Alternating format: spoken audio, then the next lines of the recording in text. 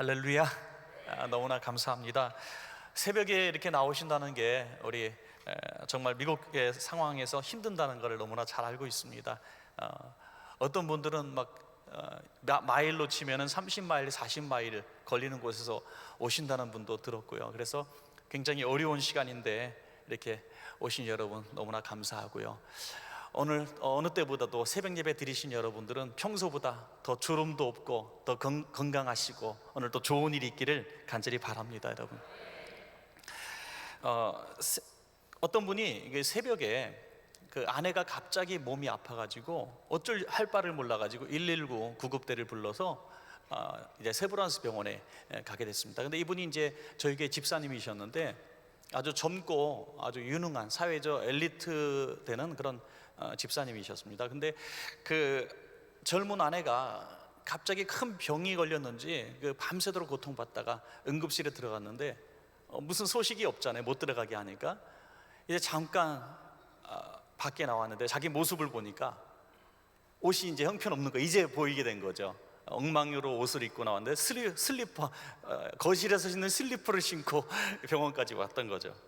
가만히 이제 그때는 이제 조금 오래된 얘기이기 때문에 전화번호 책이 이렇게 있었던 것 같아요. 핸드폰도 있었지만 전화번호 책, 핸드폰 2개를 들고 나왔대요. 그래서 누군가에게 전화를 좀 걸고 싶다는 거죠. 새벽 3시, 4시 되는데 이 위급한 상황 가운데서 누군가에게 자기의 이런 상황을 얘기하고 또 위로도 좀 받고 싶어서 전화번호를 보니까 굉장히 많은 사람의 이름이 적혀 있는 거예요. 가부터 시작해서 쭉 그렇게 자기하고 친하게 지냈던 사람들, 또 가깝게 지내는 교인들, 자기한테 뭔가 배품을 받았던 많은 사람들이 있었던 것 같은데 맨 끝장에 넘어갈 때까지 새벽 3시에 전화 걸어서 내 아내가 지금 중환자실에 있는데 응급실에 있는데 날 좀 위로해다오, 지금 쫓아와서 나를 좀 도와다오라고 말할 수 있는 사람이 단 한 사람도 없는 것을 그제서야 깨닫게 된 거죠. 여러분, 만약에 입장 바꿔서 생각하셔서 여러분들이 지금 새벽 3시, 2시에 갑자기 이런 동일한 상황에 놓였더라면 새벽 3시, 2시에 좀 와줄 수 있니? 나 너무 힘들다, 좀 와서 나를 좀 위로해주고 병원 업무 좀 봐주고 이렇게 해줄 수 있는 사람이 있느냐고 전화할 수 있는 사람이 정말 자신 있게 여러분들에게도 있는가 하는 것이죠. 억지로는 와줄지언정 정말 자기처럼 맨발로 뛰어나올 수 있는 사람 과연 있을까 하는 것이죠. 그래서 그때 이 젊은 집사님이 저에게 직접 한 얘기입니다. 제가 인생을 잘못 살았습니다. 그리고 고백하고 베푸는 삶, 자기가 누군가에게 또 하나 깨달은 것은 누군가에게 자기에게 새벽 3시에 전화했던 사람이 인생을 살면서 한 번도 없었다는 것을 깨닫게 되는 거죠. 한 번도 새벽 3시에 전화할 수 있는 사람이 없었던 것은 누구도 나에게 그렇게 할 사람이 없었다는 겁니다. 우리 사랑하는 은혜교회 성도님들, 특별히 오늘 새벽 예배에 오신 여러분들은 새벽 3시에 전화를 해도 뛰어갈 수 있는 사랑의 공동체 됐으면 정말 좋겠습니다, 여러분. 그게 정말 사랑의 교회 아니겠습니까? 가족만이 그렇게 할 수 있잖아요. 가족. 여러분, 하나님이 만드신 공동체는 가족 공동체와 교회 공동체밖에 없는 줄로 믿습니다, 여러분. 이 두 가지는 어떤 것보다 중요해요. 저는 세상에서 정말 이해할 수 없는 말 중에 하나가, 저도 직접 들었어요. 어떤 교인이 등록을 했는데 우리 교회 어떻게 등록하게 됐습니까? 물어보니까 집하고 제일 가까워서 등록했대요. 별로 기분이 안 좋더라고요. 그리고 또 얘기합니다. 자기는 어디로 이사가도 집 제일 가까운 교회를 등록한다고. 그래서 제가 그렇게 이제 이렇게 되묻습니다. 그러면은 음식점도 제일 가까운 데서 맨날 드시겠네요. 애들 학교 보낼 때도 제일 가까운 학교를 보내겠네요. 병원도 제일 가까운 병원 보내겠네요. 여러분, 그렇습니까? 아니잖아요. 음식점은 1시간 거리 가도 맛있는 데 올라가고, 애들 학군 좋은 데 간다고 이사도 가고요. 미국까지도 오셨잖아요. 그러면서 교회는 어떻게 제일 가까운 데 간대? 그래서 제가 그렇게 말을 하려다가 안 했다 이거죠. 물론 마음속으로 그런 말이 들었는데 어떻게 면전에 대고 그런 말. 여러분, 가족 공동체 이거 하나님이 허락하신 것이고 내가 원해서 된 게 아닌 것처럼, 내가 원해서 아버지 엄마 선택한 게 아니잖아요. 저희 아버님도 이제 목사님인데 이제 아버님이 예수도 안 믿는 부목사 동료가 있었어요. 그분이 저를 너무나 부러워하는 거예요. 아버지가 목사라서 참 좋겠다는 거예요. 속도 모르고 나름대로 힘든 것도 많거든요. 개척기 하셨기 때문에. 그래서 제가 그랬어요. 아버님 어떠시냐 그랬더니 아버님은 교회를 안 다닌대요. 그래서 너무 힘들대. 그러면 아버님을 지금 신학교 빨리 보내라고. 그래서 목사 만들면 목사 아들 되지 않냐고. 내가 그랬더니 웃어 죽겠대요. 하여튼 우리가 억지로 만들 수 없는 것들이 하나가 가족이죠. 두 번째로 교회는요, 하나님이 선택하신 것입니다. 여러분이 다니는 교회에, 은혜교회가 우연히 어쩌다가 온 게 아니라 하나님이 꼭 집어서 이름을 불러서 오늘 여러분들을 이 자리에 불러주시고 오늘 이 자리에 앉혀주신 거예요. 이것을 분명히 알아야, 나를 부르신 하나님의 은혜를 알아야 돼요. 여러분, 세상에서 제일 가슴 아픈 게 뭔지 아십니까? 제일 가슴 아픈, 인생 살면서 제일 비참하고 슬픈 게 뭐냐면 거절을 당하는 거예요. 거절의 아픔이 가장 아파요. 여러분, 이 중고등학생들이 제일 슬프고 막 그 나이 열 몇 살 되는 아이들이 뛰어내려요, 아파트에서. 왜 그래요? 인생고가 너무 커서 그렇습니까? 아니에요. 친구들 사이에서 왕따, 소위 왕따를 당했기 때문에 그들이 목숨을 내던질 만한 최고의 아픔은 친구 공동체에서 버림받은 거거든요. 또 대학을 들어갈 때 대학이 나를 거절하는 거예요. 어떤 친구는 자기가 가고 싶은 대학을 못 들어갔더니 밤에 가서 학교 정문을 발로 딛다 차면서 네가 뭔데 나를 거절해? 그랬다. 네가 뭔데 나를 거절해? 그러니까 학교가 자기를 안 받아준 것에 대해서 분노하고, 여러분 직장을 원서를 5개, 6개, 10개, 100개를 했는데 다 나를 거절해요. 니네가 뭐 잘났다고, 내가 열심히 일하겠다는데 나를 거절해. 회사를 미워할 수 있는. 그런데 교회 공동체에서 거절당하는 아픔을 겪게 될 때 이거는 영혼의 고통입니다, 여러분. 내가 이 교회를 다니고 싶은데 내가 이 교회에서 더 이상 다닐 수 없는 상황이 발생했을 때 나를 거절하는 성도들, 나를 미워하는 성도들, 교인들 간의 분쟁을 통해서 고통이 주어졌을 때 지옥인 거예요, 여러분. 여러분, 제가 그런 성도들을 많이 만납니다. 그래서 하나님 앞에 늘 기도하는 건, 하나님, 우리 원천교회가 이 지역에 치유 공동체가 되게 해달라고, 그래도 갈만한 교회 하나 되게 해달라고 그렇게 소원하는 거죠. 정말 교회들이 분쟁이 많고 아픔이 많고 분란이 많고 왜 이렇게 만신창이하게 되는지 모르겠어요. 마귀 역사예요, 마귀 역사. 그래서 어떤 성도님은 안수 집사님 부부인데 그 교회를 30년을 다녔는데 교회에서 그런 분란을 겪고 교회가 3군데서 4군데서 예배드리고 찢어지고 고통할 때 너무 고통스러워요. 그래서 2, 3년을 교회를 울면서 교회를 다녀요. 울면서 교회 가면서 울고 예배드리면서 울고 나와서 울고, 주일이 영혼이 위로가 되고 치유받고 회복되어지는 그곳이 교회가 되어야 되는데 교회 가는 것이 제일 힘들고 교회 가서 예배드리는 순간이 제일 고통스럽고, 여러분, 이런 끔찍한 일이 벌어져서는 절대로 안 되는 것입니다. 오늘 여기 계신 여러분들이 비록 수는 적지만 저는 이 말씀을 오늘 새벽에 택한 이유는, 새벽 성도가 교회를 든든히 버티고 있으면 교회는 무너지지 않습니다. 교회가 10,000명, 10만 명이 되는 게 문제가 아니라 새벽 성도, 철야 성도가 금식하며 교회를 위해서 울부짖으시는 성도가 아무리 소수지만 그 교회가 목숨 걸고 교회를 지킬 수 있고 이 작은 여우들을 쫓아낼 수 있고 목사님을 보호할 수 있는 거예요. 믿습니까, 여러분? 그래서 여러분, 여기 계신 분들이 저는 본당을 꽉 채운 성도보다도 더 위대해 보이는 겁니다. 할렐루야. 옆에 있는 분에게 인사합시다. 미처 몰라봐서 죄송합니다. 정말 여러분들께 대단한 분이에요. 여러분, 오늘 이 하나님의 은혜, 시간이 별로 없기 때문에 저는 시간을 잘 맞춰서 한번 설교를 해보겠습니다. 이 포도원의 비유는 이 천국에 관한, 구원에 관한 비유입니다. 어느 날 포도원 주인이 인력시장에 가서 사람을 부르는데 이른 아침에 나갔습니다. 여러분, 인력시장이라고 하는 것은 하루 일을 하는 사람들이, 그래서 일찍 나가서 부르는 것이 당연합니다. 왜냐하면 일당은 똑같기 때문에 하루 종일 일해서 될 수 있는 대로 일찍 불러서 마지막 6시까지 일을 시켜야 주인은 유익한 거죠. 당연히 일찍 나갔습니다. 그런데 사람이 많이 있어요. 주인이 지금 필요한 사람은 한 10명이라고 칩시다. 100명 있는 가운데서 10명을 고르다고 할 때 어떤 사람을 고르겠습니까? 힘 있고 건강해 보이고 일 잘할 것 같은 사람들, 자기가 꼭 필요한 사람들을 부르지 않겠습니까? 오늘 이런 목수 일이 필요하면 목수를 찾고, 또 땅 파는 일이 필요하면 땅 파는 사람을 찾을 것이고, 이렇게 자기가 원하는 사람들을 일단 다 10명을 챙겨서 데려갈 것입니다. 거기에 뽑히지 못한 사람은 낙심하게 되는 거죠. 거절당한 아픔이 있는 것입니다. 나도 일을 해야 되는데, 나도 일을 해서 가족들을 먹여 살려야 되는데, 집에는 노모가 계시고 어린아이들이 있는데 나도 일해야 되는데 나를 불러주지 않는 거예요. 그래서 조금 기다리고 있는데 주인이 다시 왔습니다. 오전 9시에 오더니 또 사람들을 불러갑니다. 또 거절당한 사람이 있어요. 그리고 오후 12시에, 그 다음에 3시에, 놀랍게도 오후 5시, 불과 1시간 남겨놓고도 주인이 사람을 불러가는 것입니다. 그런데 여러분, 가만히 성경을 이제 여러분도 오늘 봉독했습니다마는 한번 유심히 볼 수 있는 부분은 뭐냐면, 주인이 이 3번에 5번 이 사람들을 부를 때 그 하루의 임금을 흥정하는 모습이 다르다는 거예요. 임금 협상이 다르다는 거예요. 처음에 이른 아침에 불러서 일을 시킬 때는 뭐라고 얘기하냐면, 너희에게 내가 하루 일당 한 데나리온을 주겠다라고 약속을 합니다. 이것은 당시에 한 데나리온은 하루 일당이에요. 일용 노동자예요. 그러니까 지극히 당연한 것이고, 고맙습니다, 저 그거면 감사하게 받겠습니다 하면서 기쁨으로 이른 새벽에 사람들이 왔습니다. 그런데 9시, 12시, 오후 3시 사람들을 부를 때에는 한 데나리온을 주겠다는 약속을 하지 않습니다. 왜냐하면 그들은 한 데나리온 받을 자격이 있어요, 없어요? 없습니다. 그러니까 9시에 온 사람은 한 80% 받을 것이고, 12시에 온 사람은 50% 받을 것이고, 3시에 온 사람은 30% 받을 거예요.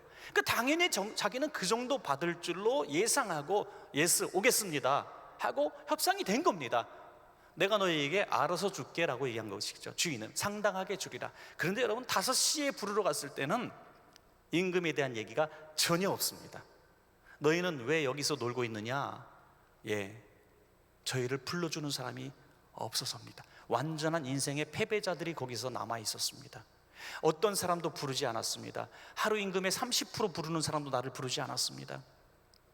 이제 집에 갈 수도 없어요. 왜? 빈손으로 들어가는 것을 보면서, 당신 왜 빈손이야? 오늘 하루 종일 뭐 했어? 아빠, 저 뭐 먹고 싶은데 왜 안 사오셨어요? 하는 그런 처자식의 눈망울을 생각하니 집에 갈 수가 없었기 때문에 5시까지, 이제 포도원이 문을 닫는 1시간 전까지도 집에 갈 수가 없었던 거죠. 여러분, IMF 때 대한민국에서 실직자가 어마어마하게 했던 거 아시죠?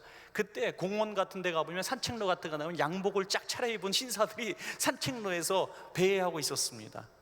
왜? 직장에서 퇴출당했다는 얘기를 할 수가 없어서 양복을 잘 차려입고 교회 나가는, 밖에 나가는 거예요. 그래서 공원에 그냥 돌다가 자기가 모아놓은 돈 비상금 털어가지고 월급날 자기가 붙여요, 부인한테. 이렇게 수개월을 버티다가 얘기하고 나중에 노동을 하게 되고, 그래도 고통스러우니까 알코올 중독자가 되고, 이런 일들이 너무나 많았어요. 이 가장의 아픔, 가족을 책임져야 되는 사람의 이 아픔을, 여러분 5시까지 그 자리에 서 있었던 그 고통을 아십니까? 그 끔찍한 고통을 이들은 겪은 사람들이. 그래서 누가 우리를 불러주지 않아서 못 가고 있었습니다라고 말할 때 주인이 얘기합니다. 너희도 포도원에 들어가라. 이것이 그들에겐 복음처럼 들렸을 거예요. 얼마를 줘도 상관이 없는 거예요. 빵 한 조각만 줘도 상관없는 거예요. 여러분, 그래서 감격하며 1시간 남기고 들어갔을 때 그 사람들이 얼마나 감격했고 얼마나 열심히 일했겠느냐. 1시간밖에 남지 않았는데 나를 불렀어요. 주인이 나를 불렀어요. 뭔가 주신다고 해요. 그러니까 얼마나 열심히 일을 했는지, 이른 아침에 들어온 사람이 요령을 대충 피면서 3시간 4시간 일한 것보다도 더 열심히 일하지 않았겠습니까? 우리는 그것을 충분히 상상할 수가 있는 것입니다. 시간을 많이 갖고 일하는 사람이 중요한 게 아니라 열심히 일하는 사람이 더 많은 일들을 할 수 있는 것 아니겠습니까? 여러분, 이렇게 일이 끝났을 때 이 마지막 1시간 일하는 사람의 얼굴이 얼마나 붉게 타올랐을까요? 저는 어저께 저녁 예배 드리고 나서 잠을 잘 잘 수가 없어서, 시차 때문이라고도 말씀할 수 있겠지만 너무너무 좋았어요. 우리 성도님들의 은혜 받는 모습이요, 옥토 같았습니다. 옥토. 정말 저도 뭐 부흥 강사도 아니지만 사실은 뭐 그래도 조금 이렇게 나가긴 나가는데, 뭐 한 달에 그래도 2-3번은 항상 이렇게 교회마다 나갑니다. 그런데 이렇게 은혜교회처럼 정말 이렇게 옥토 같은 느낌을 받은 적이 별로 없었어요. 그래서 제 마음이 너무나 행복했고, 정말 제가 여기서 쉼을 누리고 제가 은혜를 받아가는 것 같아서 정말 고마웠습니다. 저도 행복한 시간을 보낼 것 같아요. 이번 성회 동안에 막 뭘 주려고 하는 그런 마음이 아니라, 제가 여러분들의 은혜 받는 모습 속에서, 또 우리 한 목사님의 이런 목회 사역을 통해서 제가 막 엄청난 은혜를 받아갈 것 같아서 제가 막 너무나 감사하고 기쁩니다. 여러분, 바로 이 마지막 들어온 사람의 얼굴을 여러분들의 가운데서 볼 수가 있었습니다. 여러분, 은혜가 뭐냐? 여러분, 은혜가 뭐냐? 은혜는요, 자격 없는 자가 내가 그것을 받았다고 깨닫는 게 은혜입니다. 우리 모두 은혜를 받은 사람인데 은혜를 은혜로 깨닫지 못하면 은혜가 되지 않습니다, 여러분. 그걸 은혜로 깨닫는 순간 내게 은혜가 되는 거거든요. 여러분, 이 5번의 부름을 통해서 누가 제일 은혜를 깨달은 사람이 되었습니까? 가장 나중에 들어온 사람이 가장 은혜를 깨달은 사람이 되었습니다, 여러분. 왜? 내가 가장 자격이 없는 사람이라고 여겼기 때문에, 세상에서 충분히 거절의 아픔을 경험했기 때문에 나를 받아주신 하나님의 은혜에 너무나 고맙고 감사해서 신앙생활이 늘 감격이 넘치는 것입니다. 여러분, 이 바리새인과 세리의 기도의 모습을 보면서 우리는 이렇게 생각합니다. 바리새인이 경건하고 잘 살아서 교만한 게 아니고, 세리가 죄가 많아서 이렇게 고개를 들지 못하고 가슴을 치며 나는 죄인이로서다 한 거 아니라, 이 한 사람은 나는 무자격자라고 생각했기 때문에 은혜를 깨달은 것이고, 바리새인은 자기가 잘난 줄 알아서 은혜를 몰랐던 것이죠. 그래서 죄가 깊으면 은혜가 깊은 거예요, 여러분. 할렐루야. 여러분 가운데 저는 이런 분들이 더 많아졌으면 좋겠어요. 죄의 자각이 더 많아서 나는 은혜 받을 무자격자인 것을 더 깊이 자각해서 날마다 은혜에 감격하는 신앙생활이 여러분 가운데 있기를 간절히 축원합니다, 여러분. 왜냐하면 그 사람이 행복한 인생을 살 수 있고 행복한 신앙생활을 할 수 있어요. 날마다 예배 드릴 때마다 눈물이 나는 거예요. 날마다 예배 드릴 때마다 감격이 넘치는 거예요. 나 같은 것을 구원하여 주시기 위해서 주님이 십자가를 지셨구나. 나 같은 부족하고 못난 종을 위해서 이렇게 하나님께서 나를 은혜를 베풀어 주셨구나. 너무 감격하게 되는 거예요. 저도요, 주일날 설교를 이렇게 할 때마다 한 주간 동안 그래도 경건하게 보낼 때가 있어요. 열심히 일하고 열심히 신방하고 입에서 막 냄새 날 정도로 막 말씀을 증거해서 잠 못 자고 해서 그 주일날 강단에 설 때는 제가 막 은혜가 넘치는 거예요. 제가 한 주간 너무 잘 산 것 같아요. 하나님 앞에. 하나님, 저 잘났죠? 괜찮게 사는 거 아니? 그날 설교는 완전히 죽을 쓰는 날이에요. 교인들이 은혜를 못 받아요. 그런데요, 한 주간 팅자 놀면서 특별히 금요일, 토요일 저녁 같은 날 굉장히 막 텔레비전도 보고 성경도 못 읽고 설교 준비도 했다 말다 하고 또 굉장히 또 뭐 누구랑 말다툼도 하고, 이런 날은요, 토요일 저녁에 딱 교회 갔을 때 설교 준비 딱 끝내고 이제 제 조그만 제 방에 기도실이 있거든요. 기도실을 이렇게 통나무로 만들어 놨습니다. 그 나무 안에 딱 들어가 있으면 제가 제 자신을 봐도 한심한 거예요. 내일 무슨 말씀을 내가 어떻게 전할까? 쥐구멍이라도 있으면 들어가고 싶고요. 누구 부목사님에게 지금 당장 설교를 대신 시키고 싶은 그런 막 부끄러움이 몰려요. 그럼 주여, 주여, 주여가요, 죽여주시옵소서 이렇게 되더라고요. 다음날 강단에서는 발걸음이 도살장 끌려가는 모습으로 힘겹게 강단에 섰는데, 그날은 일생일대 은혜 많이 받았다는 성도들이 줄비하게 나오더라고요. 제가 깨달았습니다. 그때 제가 깨달았습니다. 설교는 제가 하는 게 아니라 성령님이 은혜의 통로로 쓰시는구나 하는 것들. 그러니까 은혜의 통로로 쓰임받기를 원하시면 내가 무자격자인 것을, 내가 마지막에 들어온 은혜 속에 사는 사람인 것을 날마다 인정해야 여러분 은혜의 통로가 될 수 있을 줄 믿으시기 바랍니다. 교회 안에서도 내가 아무리 직분이 높고 아무리 많은 재산을 가졌고 아무리 사회적으로 저명 인사가 되었다 할지라도 나 같은 죄인을 쓰신 하나님 앞에 감격할 때 그 사람이 은혜의 통로가 되는 것입니다. 세상에서도 정말 차라리 미천하고 거절당하는 아픔을 갖고 교회에 왔을 때 차라리 부요해서 교만해서 은혜의 통로로 쓰임받지 못하는 사람보다 훨씬 교회에 큰 위로가 되고 힘이 되고 에너지가 되는 거예요. 여러분, 교회 안에서 꼭 우리가 많은 분들이 목사님들에 대해서 오해하는 게 있어요. 그게 뭐냐면, 목사님은 좀 그래도 능력 있고 또 똑똑하고 사회적으로 저명한 사람들과 둘러싸인 것 같고 그분들을 좋아하는 것으로 오해를 해요. 여러분, 어떤 목사님 붙들고 얘기해도 절대 그렇지 않아요, 여러분. 그런 분들이 자신감이 있기 때문에 목사님 곁에 많이 오는 거예요. 그런데 정말 사회적으로 버림받고 거절당하고 실패하고 망했고 부끄러운 사람들은 목사님 주변에 오질 않는 거예요. 왜? 부끄러우니까, 내세울 게도 없으니까 숨어 있는 거예요. 그 아픔이 얼마나 클까요? 목사님은 그분들을 또 사랑하거든요. 그분들에게도 가고 싶은 거예요. 여러분들 그 목사님의 마음을 아셔야 돼요. 그래서 여러분은 세상에서 거절당하고 그 경제적으로 거절당하고 육신적으로 거절당했을 때 더 목사님께 오세요. 할렐루야. 더 가까이 오셔야 돼요. 왜? 그분들이 더 목사님을 필요로 하는 사람이기 때문에. 주님께서 이 땅에 오신 것은 죄 많고 버림받고 병든 사람을 위해서 오셨다고 말씀해 주셨습니다, 여러분. 그래서 이 5번째 부름받은 사람이 가장 큰 은혜를 누리는 사람입니다. 여러분 뭐 아시잖아요. 포도원은 천국입니다. 우리 은혜교회인 줄로 믿습니다. 여러분, 포도원에서 이 포도원을 가꾸시고 부르신 분은 하나님이신 줄로 믿습니다. 하나님께서 여러분들을 부르실 때 어떤 분은 이른 아침에 부르신 분도 있을 거예요. 그래서 정말 어머니 모태신앙부터 가지고 지금까지 교회를 한 번도 떠난 적이 없고 주일을 한 번도 어긴 적이 없고 11조는 당연히 드리는 것으로 알고 열심히 주님 앞에 봉사하고 목사님 말씀은 하나님 말씀으로 알고 주일학교 교사로부터 시작해서 안한 봉사가 없고 교회에서 나 모르면 간첩, 이 정도로 기둥같이 인물로 쓰임받은 사람들이 이 자리에도 많이 계실 겁니다. 그리고 어떤 사람은 인생의 중간쯤 절반쯤 살았을 때 부름받은 사람도 있을 것이고 어떤 분은 인생의 거의 끝자락에서 부름받은 사람도 있을 것입니다. 이 부름받은 순서는 다르지만 동일한 것은 모두 여러분들 구원받았다는 겁니다. 이 포도원의 비유라고 하는 것은 구원의 은총을 말하고 있습니다. 구원의 은혜, 이 하나님의 부르심, 주인의 부르심은 주님의 주권적인 선택 속에 있는 것입니다. 그러므로 주님이 부르셨을 때 우리가 그 감격을 누리는 것은 우리의 선택입니다.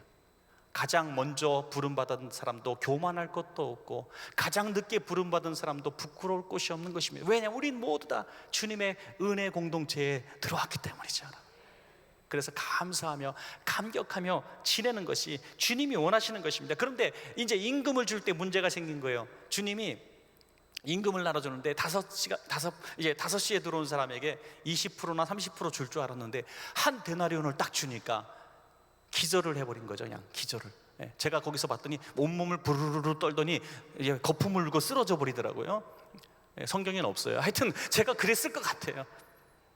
너무나 감격했을 거예요. 너무나 감사했을 거예요. 어떻게 저 같은 사람에게 한 데나리온을 주십니까? 야, 이것이 은혜야. 은혜. 너도 한 데나리온이 필요하지 않니? 너 한 가족 하루 먹여 살리려면 이 돈이 필요한 거 내가 알아. 주인이 너그럽게 한 데나리온을 줍니다. 그랬더니 이제 3시에 온 사람은 조금 더 받을 줄 알았어요. 12시에 온 사람은 조금 더 받을 줄 알았어요. 그런데 계속 동일하게 한 데나리온을 주는 거예요. 언제 폭발합니까? 이른 아침에 온 사람들이 드디어 폭발을 합니다. 그리고 얘기를 하죠.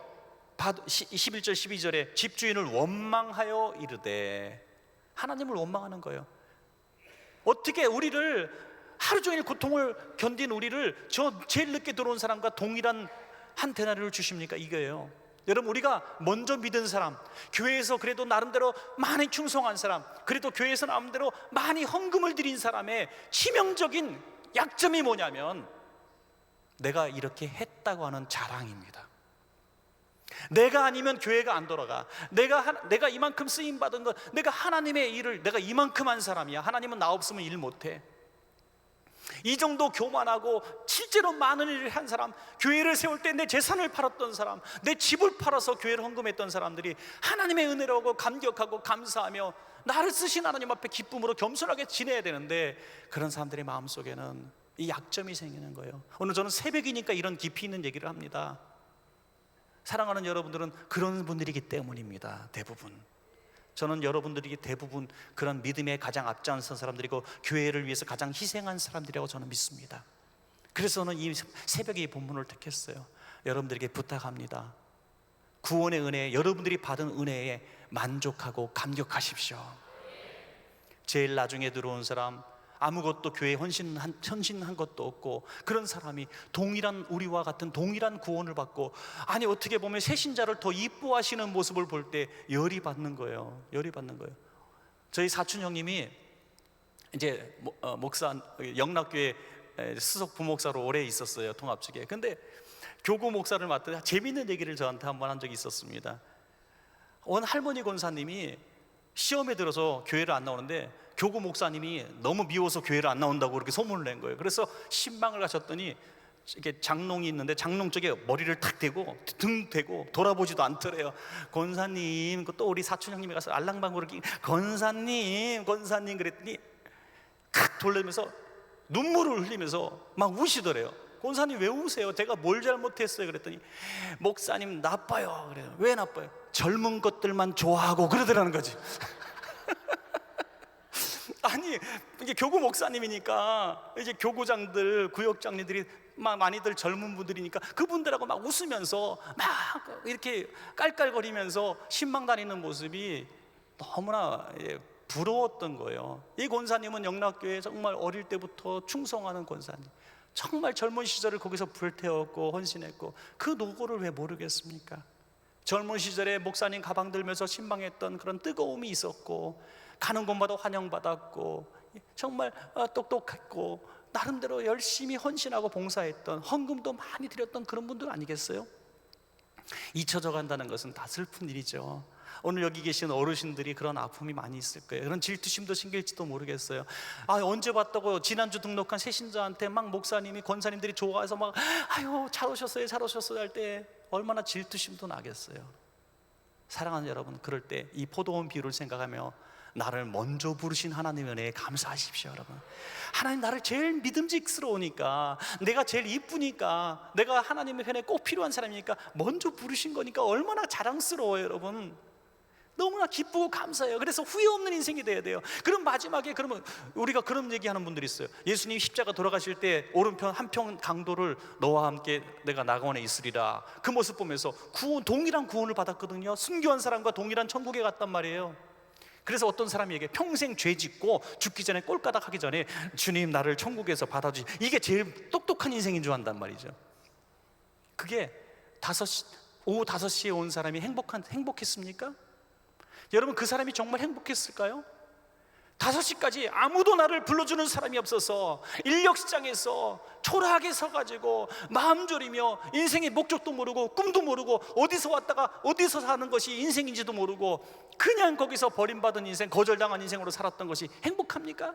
아닙니다. 어릴 때부터, 주일학교 때부터, 청소년 때부터 예수 그리스도가 나의 구세주 된 것을 알고, 하나님께서 이 나라를, 이 세상을 창조하신 것을 알고, 내가 어떻게 살아야 되는 것을 알고, 내가 죽으면 천국 간다는 것을 알고 산 것이 복이 아닙니까, 여러분? 그러므로 포도원의 비유 속에서 먼저 구원받은 사람이 더 행복한 사람이에요. 그러니까 우리는 이렇게 생각해요. 나중에 들어온 사람들을 불쌍히 여겨야 되는 것입니다. 그래서 우리는 꼭 이런 생각을 해야 돼요. 나를 부르신 하나님의 은혜에 우리는 감격하며 살아야 됩니다. 그리고 나중에 들어온 사람들을 환영해야 됩니다. 저는 이렇게 한번 상상해 볼 수 있어요.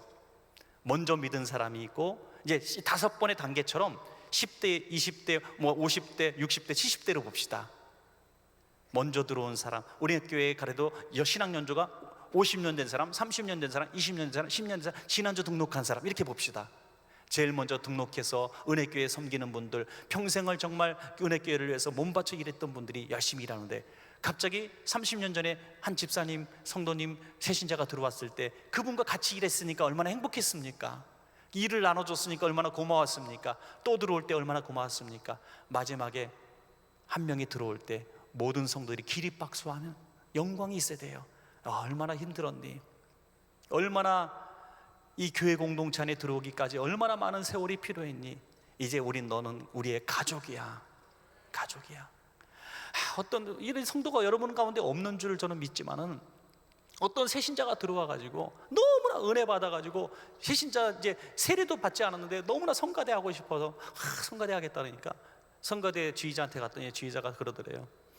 우리 교회는 세례 받고 1년이 있어야 되니까 지금 당신은 성가대 쓸 자격이 없으니까 조금 더 시간을 보내다 오십시오. 이렇게 너무나 냉정하게 얘기해서 상처가 너무 컸던 사람이에요. 그때 법은 있어야 돼요. 법은 필요합니다. 왜냐하면 아무나 성가대 쓰겠다고 아무나 이거는 하나의 거룩한 예배자기 때문에 레위인처럼 쓰임받는 사람이, 물론 단계도 필요하고 교육도 필요하지만 우리가 지혜를 가지고 말이라도 예쁘게 해야죠. 언제든지 할 수 있죠. 할 수 있어야 되지만 교회 법에서 이렇게 있으니까 연습은 하시고 쓰지 마세요. 저희가 그런 법이 있거든요. 교회 등록한 지 6개월이 돼야 사역을 시킵니다. 그래서 제가 머리를 쓴 게 뭐냐면, 연습은 시켜요. 근데 여기 강단에 쓰지만 않게 하는 거죠. 연습은 똑같이 하고. 그러니까 마음에 그분들이 위로를 받고, 6개월은 연습해야 되는 거구나 라고 생각하는 거죠. 여러분, 그래서 새신자가 들어왔을 때 정말 금방 환영받고 가족이 되는 교회가 부흥하는 교회입니다. 여러분, 교회 새신자가 교회를 등록할 때 87%가 목사님 설교를 듣고 등록을 해요. 그러니까 은혜교회는 목사님 설교는 검증이 된 분입니다. 여러분, 여러분 대부분 설교 듣고 등록했잖아요. 그러니까 은혜교회가 LA에서 이렇게 가장 성장하는 교회가 된 것이죠. 그런데 교인들이 교회를 떠날 때는 또 80% 이상이 교인끼리 싸워서 교회를 옮긴대요. 그러니까 목사님은 불러 모았는데 교인들이 싸워갖고 쫓아낸다는 거지. 예. 그 사람이 여러분이 아니기를 바랍니다. 예. 그 사람이 여러분이 아니길 바래요. 그래서 떠나면서 꼭 얘기를 해요. 목사님도 좋고 교회도 좋고 분위기도 너무 좋은데 그 암흑의 이제 이응 집사 때문에 내가 교회를 못 다니겠다고 이제 그러는 것이죠. 사랑하는 여러분, 우리에게 구원을 베풀어 주신 하나님의 은혜, 이제 막 들어온 사람, 평생을 정말 자기 뜻대로 살다가 그렇게 고통받다가 이제 하나님의 자녀가 된 그분들을 우리가 꼭 끌어안는 것이 얼마나 소중한가. 일본에서 어떤 목사님이 집회를 인도하기 있는데, 집회 인도할 때 특송을 하는데 건장한 남자 3명이 나오더래요. 딱 보니까 이제 그 좀 속으로 깍두기, 예? 조폭들 분위기가 확 나더래요. 특송을 남자 셋이서 건장하게 쫙 부르더니 마이크를 딱 붙들더니 한 사람이 얘기를 하는 거예요. 우리 세 사람은 공통점이 3가지가 있습니다. 첫 번째는 여러분 보시는 대로 우린 모두 조폭 출신입니다. 두 번째 공통점은 우리 모두 한국인 크리스찬 아내들 만난 사람입니다. 세 번째 공통점은 하면서 3명이 손가락을 딱 똑같이 들어보는데 손가락이 1개씩 없습니다. 조직폭력교회 중견 간부들이었는데 같이 한국인 아내, 크리스찬 아내를 만나서 예수님을 영접하고 조직에서 탈퇴할 때 모든 재산을 다 반납하고 자기의 권리를 반납하고 손가락을 하나씩 잘라놓고 나온 거예요. 그걸 보면서 이 목사님이 너무나 감격한 거예요. 한국에 돌아와서 설교하면서 하신 그날의 메시지가 뭐냐면, 여러분은 예수님을 믿기 위해서 무엇을 잘라내셨습니까? 어떤 손가락을 잘라내셨습니까? 여러분, 은혜를 은혜로 아는 사람은 다 양보할 수 있습니다. 하나님의 부르신 은혜에 너무나 고마우면 조폭으로 살았던 내 인생, 쓰레기 같은 내 인생을 하나님의 구원하신 것이 감사해서 손가락도 내놓을 수 있고 재산도 내놓을 수가 있는 거예요. 은혜를 은혜로 아는 사람의 모습입니다. 이 사람을 향해서 누가 늦게 예수 믿었다고, 평생 못된 짓 하다가 이제 예수 믿었다고, 이제 잘난 척 한다고, 저 사람이 구원받는 구원 장소 나도 가는 것이 너무나 억울하다고 이렇게 말해서 되겠는가 하는 것이죠. 저희 교회가 이제 구제를 하면서 지역의 구청과 협약해서 사각지대에 놓인 사람, 국가 보조도 받을 수 없고 또 너무나 가난한 사람을 추천받아서 10가정을 매달 30만 원씩 지원을 했습니다. 교회를 안 나오는 사람인데 그 10가정 중에 한 분이, 부부가 교회를 등록하셨어요. 너무나 고맙다고 등록을 했는데 과거에 오래전에 교회를 다녔던 분들이에요. 근데 교회에서 너무 상처가 많이 받은 거예요. 아들은 장애인이고 자기 부부는 외모를 봐도 일을 하게 생기지 않았어요. 너무나 외모가 초라해요. 두 분 다 몸도 기형이고, 그러니까 어디서 써주질 않는 거예요. 그래서 너무나 가난하게 살고 교회를 다니려고 했는데 교회에서 자꾸 자기들을 배척하는 거예요. 같이 친구 삼지 않는 거예요. 그래서 상처받고 교회도 떠났던 사람들이 이제 교회 오니까, 자기를 구제해주는 교회 오니까 더 부끄러울 거 아니겠어요? 근데 그분들을 조금 더 신경을 썼어요. 이분들 이렇게 해서 오신 분들이니까 조금 더 이분의 마음을 아프게 하지 마라. 이분들이 얼마나 자격지심이 크겠느냐, 좀 안아줘라, 포옹해줘라 해서 교인들이 올 때마다 막 안아주고 포옹해주고, 집에 가서 저는 몰랐는데요, 그 집이 완전 지하였거든요. 그 구역 식구들이 가서, 또 기관 식구들이 가서 집에 도배까지 해주고 전기 수리 다 해주고요, 장판까지 싹 깔아주죠. 저는 몰라도 나중에 알았어요. 그리고 계속해서 후원해주고 하니까 이분들이 너무나 감격해서 남편은요, 매 주일 토요일마다 와서 화장실 청소를 고무장갑 끼고 화장실 변기를 청소합니다.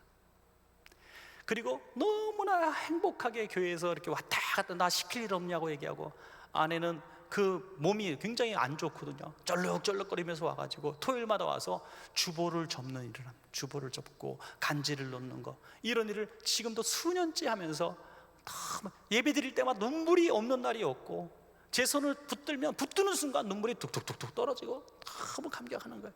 마지막 부름받은 사람의 그런 모습인 것입니다. 사랑하는 여러분, 오늘 우리가 그런 기도 제목을 한번 갖기를 원해요. 은혜교회가 가장 먼저 오신 분, 가장 열심히 일하신 분, 가장 유명한, 이 지역에서 유명한 사람이든 가장 늦게 오고 가장 거절의 아픔을 많이 당하고 가장 슬프고 세상에서 정말 형편없이 살았던 과거가 있었던 분이든 모두가 동일한 구원을 받은 동일한 은혜교회의 가족이 되는 그날을 우리가 꿈꾸어 봅시다. 여러분, 얼마나 감사합니까? 우리는 다 예수님의 보혈을 지나서 오신 거예요. 여러분, 가장 고생하신 분은 누굽니까? 바로 포도원을 만드시고 부르신 분이 가장 고생하신 분 아닙니까? 5번이나 나갔다 온 이유가 뭡니까? 주시려고 한 거예요. 주시려고, 일을 시키려고 한 게 아니라 주시려고 불렀다는 거예요. 1시간만 일한 사람에게도 동일한 은혜를 주셨다는 것은 이 사람에게 동일한 한 데나리온이 동일한 구원이 필요했기 때문인 것이죠. 그러니까 주님의 개념은 이것을 경제적인 이런 기업 경영가의 마인드로 생각한 것이 아니라 그 사람을 생각한 것이죠. 그 사람을 생각한 거예요. 그래서 그 사람을 어떻게 하면 내가 복을 줄까, 어떻게 하면 구원할까라는 생각을 한 것이지 그 사람에게 일시키려고 하는 거예요. 여러분, 우리가 교회를 하다가 지치면은 우리 교회는 사람이 나밖에 없어? 왜 나만 불러? 내가 열심히 그냥 전화하는 대로 쫓아왔더니 이거 나를 우습게 하네? 내가 그렇게 한가한 사람인 줄 알아? 이렇게 말하시면 안 된다는 거예요. 하나님이 우리를 자꾸 쓰시는 것은 우리를 복 주시려고, 우리에게 은혜를 주시려고 부르시는 거예요. 그러니까 쓰실 때, 쓰임 받을 때 쓰임 받으세요. 언제까지 우리 인생이 건강할 겁니까? 언제까지 우리가 일할 수 있는 시간이 있습니까? 여러분, 우리가 하나님이 부르셔서 쓰시는 날까지 정말 기쁘게 쓰임 받아야죠.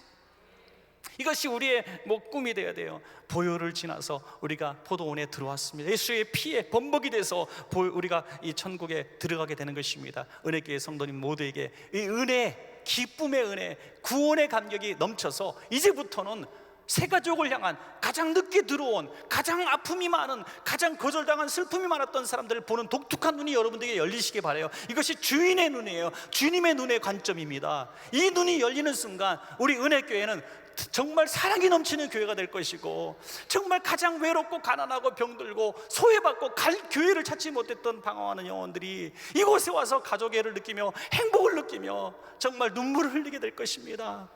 그래서 허그하는 교회, 사랑하는 교회, 위로하는 교회, 갈만한 교회, 정말 하나님이 기뻐하시는 그런 은혜교회가 되시기를 주의 이름으로 축원합니다. 우리 같이 한번 찬양합니다. 오직 주의 은혜로 우리 찬양하고, 하나님, 내가 먼저 믿은 자로서 질투했습니다. 늦게 들어온 사람이 동일한 구원받고 더 목회자의 사랑을 받고 인정을 받는 거 보면서 솔직히 가슴이 아팠습니다. 질투심이 났었습니다. 이제 깨달았습니다. 하나님, 용서해 주십시오. 나를 먼저 부르신 하나님의 은혜에 감격하고 은혜를 은혜로 이제는 깨닫고 살겠습니다. 오히려 늦게 들어온 성도를 향해서 안아주고 포옹해주고, 얼마나 고생했니? 얼마나 힘들었니? 이제야라도 부름받았으니 내가 가족으로 너를 받을게 하면서 그분을 위해서 내가 포옹하겠습니다. 내가 그분을 위해서 섬기겠습니다. 새신자가 가장 행복한 교회를 만들겠습니다. 우리 그런 마음으로 이 찬양을 부르겠습니다.